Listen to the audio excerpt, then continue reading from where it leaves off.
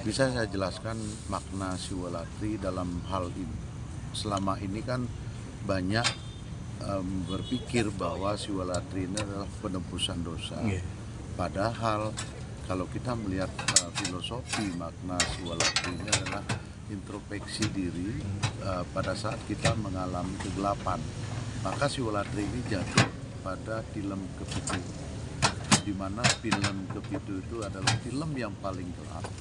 Berarti kita dalam diri kita bagaimana menemukan pemujaan Siwa, mengenal Siwa dalam kegelapan itu, maka disinilah tempat kita introspeksi diri, kemudian ulat sarire, sehingga kita menemukan jalan yang lebih terang.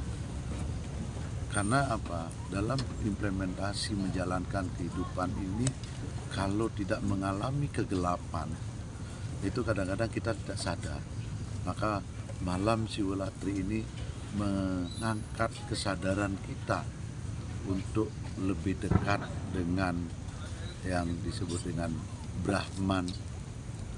Maka malam Siwalatri ini kita diajak untuk melaksanakan introspeksi diri, kemudian membangun kesadaran, sehingga setelah Siwalatri ini kita bisa menemukan jalan yang disebut dengan jalan keterangan. Jadi kita tidak hidup dalam kegelapan. Jadi inilah filosofi makna daripada Siwalatri. Malam Siwalatri itu malam paling gelap di film ini, karena di cerita Lubdake juga beliau berburu ke tengah hutan. Kenapa ke tengah hutan? Di hutan itu penuh dengan tantangan, kemudian kegelapan di situ, sehingga disitulah mulai Lubdake itu sadar bahwa selama ini hidupnya jauh daripada Tuhan. Maka di malam Siwalatri ini sang Lubdake ini introspeksi diri untuk menemukan jalan yang lebih terang. Untuk umat manusia, apakah diwajibkan untuk berjapam atau untuk berpuasa selama 24 jam? Siwalatri, malam Siwalatri ada 3 sebenarnya untuk melaksanakan yang disebut dengan jagre. Jagre ya.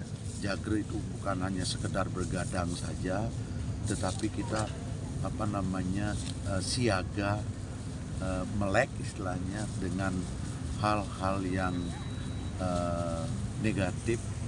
Kemudian kita puasa, mengendalikan puasa hanya bukan menahan lapar saja, tetapi mengendalikan indria yang ada dalam diri kita sehingga tidak tergoda dengan hal-hal yang buruk itu. Kemudian manu berate atau tidak berbicara, jadi bukan tidak berbicara dengan mengeluarkan suara-suara itu, tetapi bagaimana kita menjaga omongan kita supaya kita berbicara yang lebih baik, yang sopan. Itu tujuannya, bukan berarti kita malam tahun Siwalatri itu diam tidak keluar suara, tidak, tetapi bagaimana kita mengontrol ucapan-ucapan kita, bahasa-bahasa yang kita keluarkan itu supaya penuh dengan etika, susila, dengan kebaikan. Jergede, untuk kegiatan tadi Jergede, kira-kira yang muput siapa Jergede? Ada sulingge, 3 sulingge yang muput pada saat Siwalatri tadi, persembahyaan Siwalatri, perwakilan dari Sabe Pandita PHD Pusat yang kebetulan beliau adalah sebagai Danau Adiakse gitu, Pedanda Gede Bangburuan Manuabe.